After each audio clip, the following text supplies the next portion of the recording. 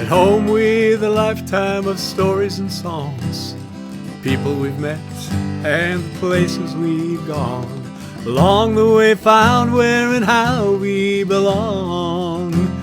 At home with a lifetime of stories and songs. Welcome to more Songs and Stories from Home, podcasts that give voice to songs with stories and stories with songs written and being written over the course of a lifetime, often illuminating the journey we all make, together and alone, finding our way home. Returning to the Bing Crosby Theater. Time, it's merely a device to keep everything from happening all at once. And life's the only thing that happens more than once in the Mardi Gras of the mind. That's the chorus of a song my friend Gary Dreger and I wrote more than 50 years ago and still sing from time to time.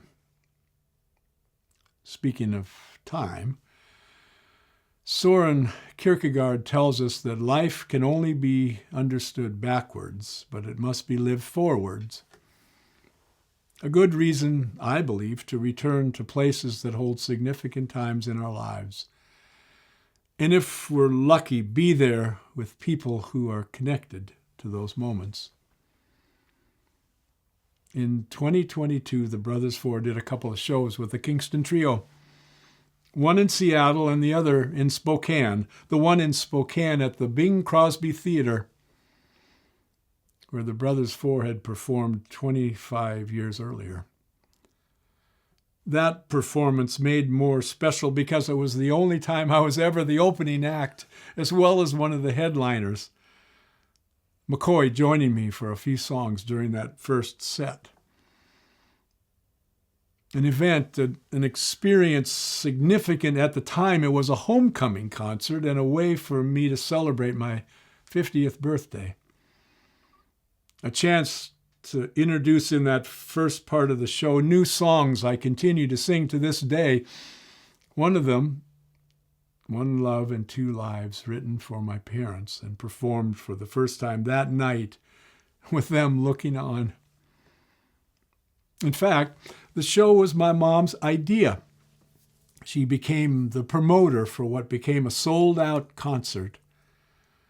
And up till that time, I knew my mom as someone who had lived much of her life in the background or in other people's shadows. That night, as she accepted a bouquet of flowers on stage while being bathed in applause, I saw for the first time how much it meant to her to have a moment in the spotlight. I would think about that a lot in the years that followed.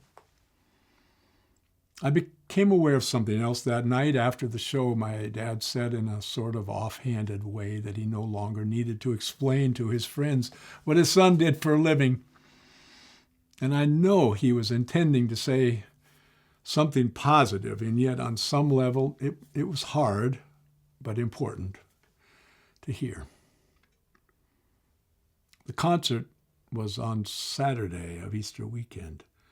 I grew up going to church and always considered that Saturday between Good Friday and Easter Sunday somehow one of the darkest days of the year, with Easter Sunday morning a most incredible sunrise moment.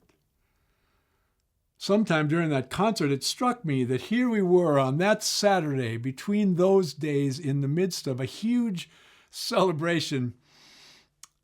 It delighted me, while at the same time somehow giving me pause.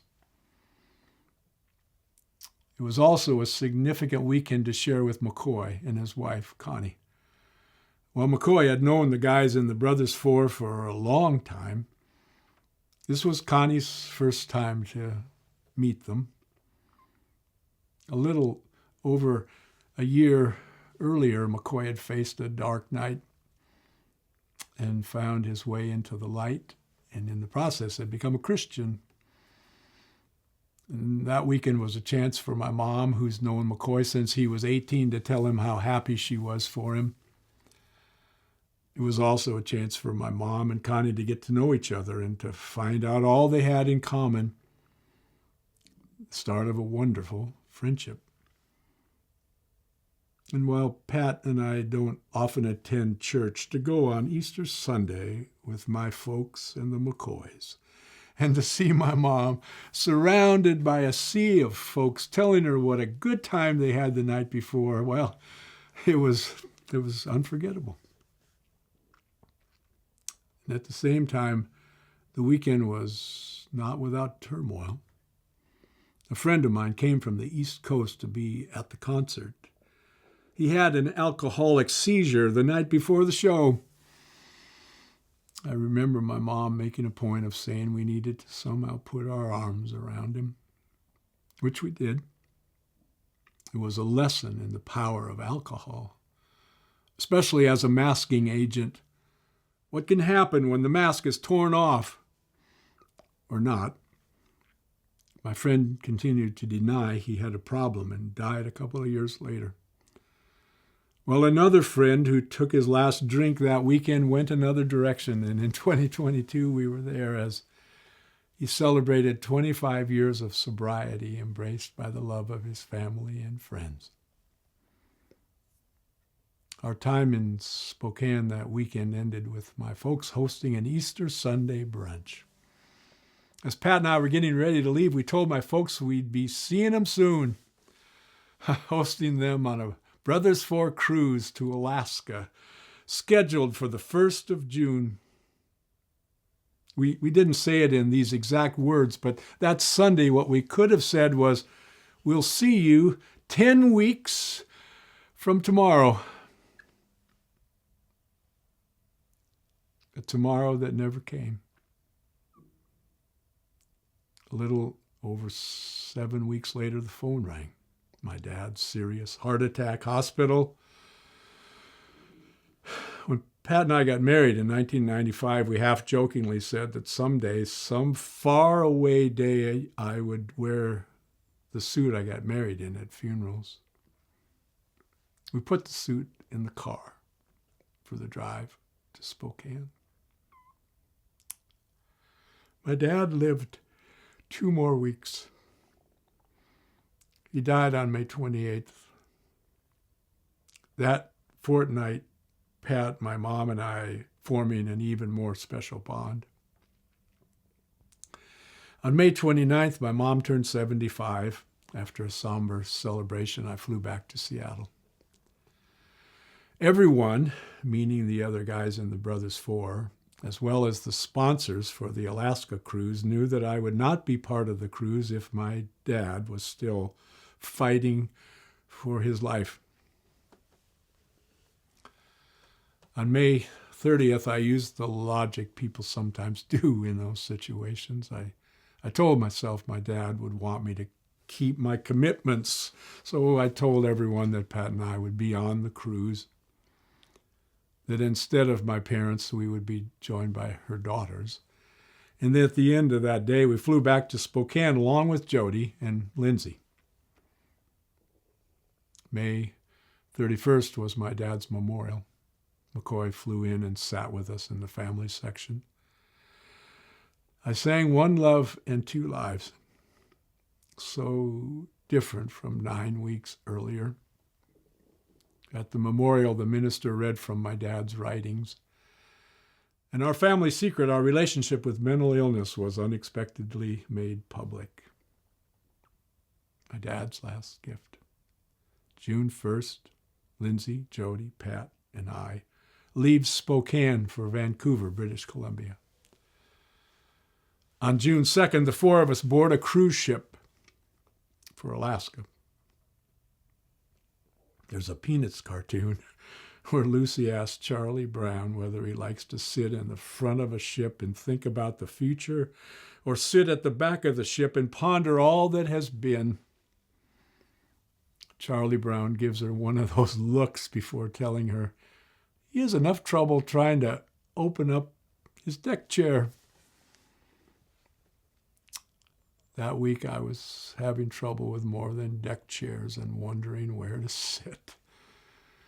Everyone who was part of the cruise knew about my dad's death, and with their understanding and my family nearby, I somehow kept it together. Most days.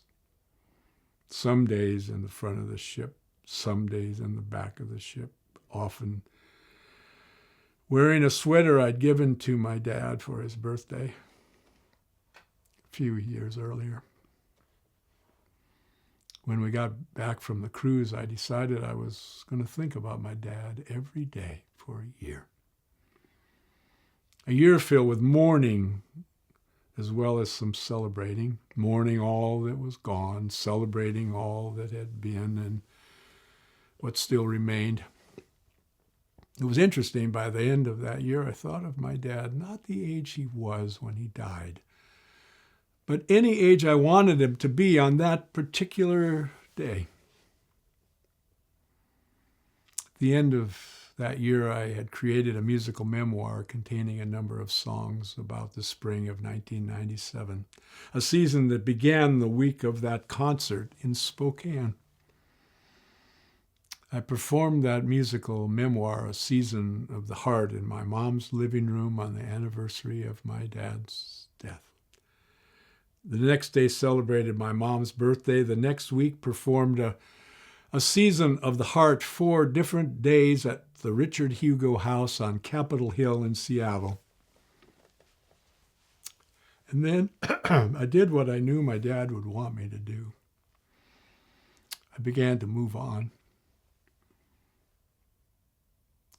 I believe Kierkegaard is right when he says we can only understand our life when we look back on it. Though that doesn't mean we always understand what we're looking at when we do. Though sometimes returning to a place that holds memories and represents a significant moment can awaken something inside us, informing us on some deep level who we were then and how it connects to who we've become. And so it was for me. Returning to that theater 25 years later, standing on that same stage, singing many of the same songs, able to close my eyes and for a moment be who I was a quarter century earlier before that cascade of events that would change the world and my life forever. Time, time, time. It's merely a device to keep everything from happening all at once. And life, it's the only thing that happens more than once in the Mardi Gras of the mind.